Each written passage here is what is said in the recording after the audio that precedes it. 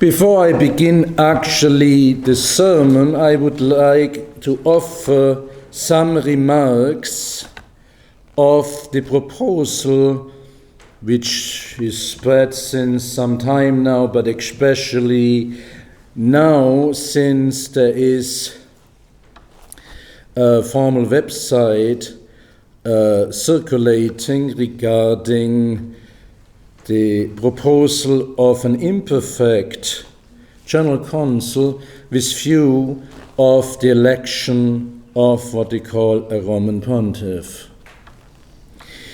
First of all, it is obvious that many clerics and many faithful would rather see an end of this crisis and the desire to have a true Roman Pontiff, because obviously it is a very abnormal situation in the Church. There can be no doubt. Now, Bishop Pierre Roy, residing in Canada, proposed the idea that all the traditional bishops gather and meet and discuss the possibility of electing a Roman Pontiff. And he has lined this proposal out in his website, which you can view if you want, called Unam Sanctam. However, the reasons are very erroneous and faulty. In the time when there are no cardinals, as he proposes it, who are actually the main electors in a normal situation of the Church. Some theologians, and this is true, say that the power of electing a Roman Pontiff could come to the bishops, understood the bishops of the dioceses, what we call ordinaries, who possess a true office in the Catholic Church, but also have jurisdiction, that is the power of governing the Church, and is up to them in the lack of cardinals to elect a Roman Pontiff. And there lies the fundamental error of this proposal, which has circulated in this past week a lot, and even priests from the CMRI are supporting, some priests are supporting this proposal, which would have major impacts in the entire traditional movement. First of all, the proof has to be given that the bishops in the traditional movement, that is the sedevacantist bishops, have actually the power of jurisdiction, that is, like an ordinary, like the Archbishop of Cincinnati would have in ordinary times, with proper territories and true power of governing. Now, the ordinary, what we call ordinary jurisdiction, which is different from the jurisdiction of administration of sacraments, comes solely from the Roman Pontiff. It is an appointment to an office with power, with true ecclesiastical power of governing. And all jurisdiction, all power, of course, lies in the Roman Pontiff as the vicar of Christ, if you have a true Roman Pontiff. And he, in turn, appoints bishops in the entire world and gives them participation in a very restricted manner of his own jurisdiction. No traditional bishop has ever received such a jurisdiction. An entire argument lies on this question of the election of the Pope. If they do not have ordinary jurisdiction, if they do not hold an office which is different from an ordination or episcopal consecration, they cannot elect a Roman pontiff. Such a proposal, such an election would be doubtful. There are other problems, as I have pointed out a few months ago, with such a proposal. The Pope is constituted as Bishop of Rome in order to become successor of St. Peter. He's not just the vicar of Christ, he is successor of St. Peter. And there must be some link to the apostolic see and to the city of Rome in itself. In normal times, the cardinals would elect at a conclave the Roman pontiff. Now, every single cardinal has a, you could say, see, has a title church in Rome.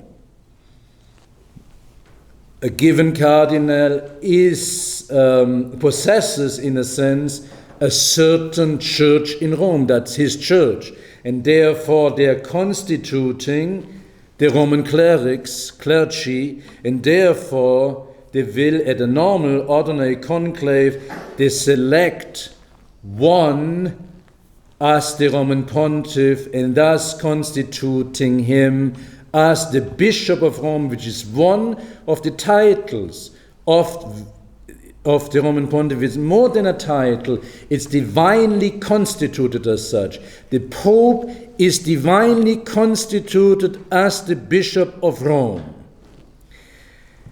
There is, if such a conclave would be authentic, one would have to prove, not just by a few theologians, that's the case, that bishops who only possess ordination and episcopal consecration can actually do such a thing. It has to be certain, which cannot be proven. It cannot be just even probability. It has to be certain, obviously. If the traditional movement would elect a pope, it has to be certain that he is the visible head of the church, the vicar of Christ, is a successor of St. Peter. And I do not believe such a proof can actually be given whatsoever.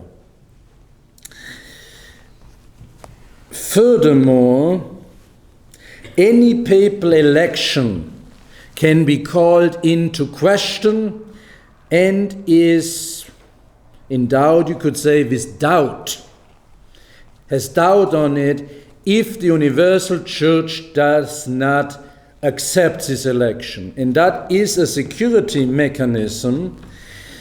If there should be a considerable number of objections to any given conclave, such a conclave would be doubtful and would have to be at least be repeated.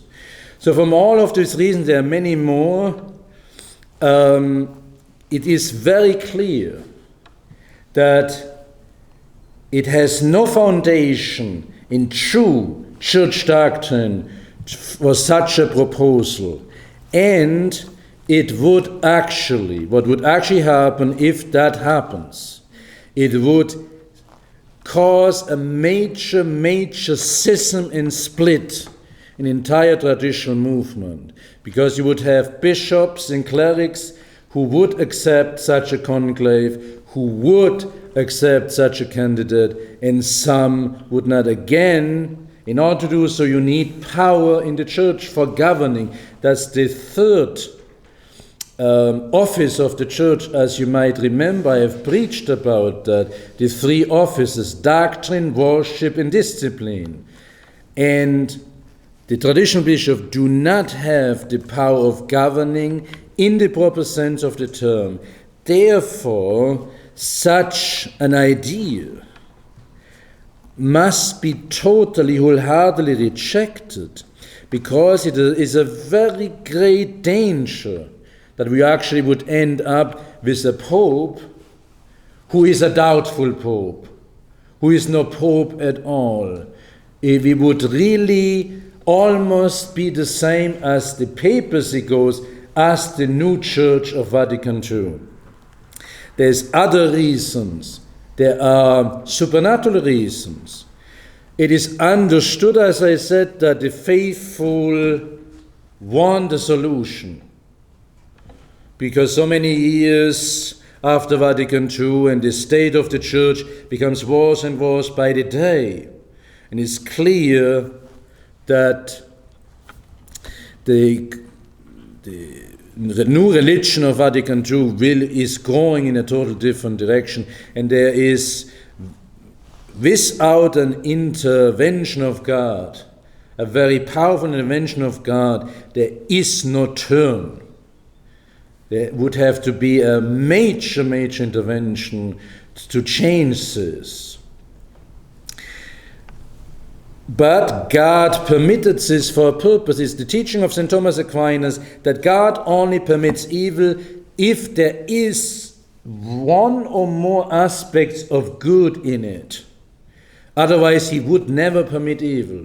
So in his great divine wisdom, he permitted this council. And everything which came out of the council, these errors, for a good.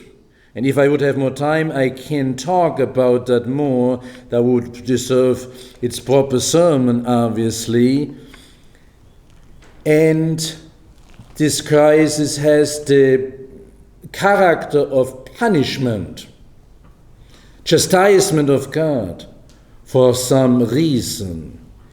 And if the traditional Catholics would like to have recourse to a doubtful solution, and it's definitely a doubtful solution, it would, in a certain sense, humanly speaking, we would rebel against the divine degree of this permissive will of God. But most importantly, it is really not based on sound reasons, nor based on real solid theology. And when we say theology of pre-Vatican II theology, and therefore it, I think, must be really rejected, and it unfortunately causes a lot of already division, but it causes also a lot of confusion, because many good people, many good traditional Catholics think that would be the solution, that would be the end of Vatican II. But it is absolutely not the case. And traditional Catholics need to be realistic regarding this. Because one thing, whenever the restoration occurs of the true Church, must happen, that is the deposition of these false popes and the deposition of all the modernists and the suppression of everything which came from Vatican II. And I don't think so such an elected candidate would be able whatsoever to do so. Nothing really would change as far the conciliar church or the religion of Vatican II is concerned. I just wanted to give you these remarks because you might come across on social media or even on the internet in general, you might come across this idea of this Imperfect General Council of the traditional bishops.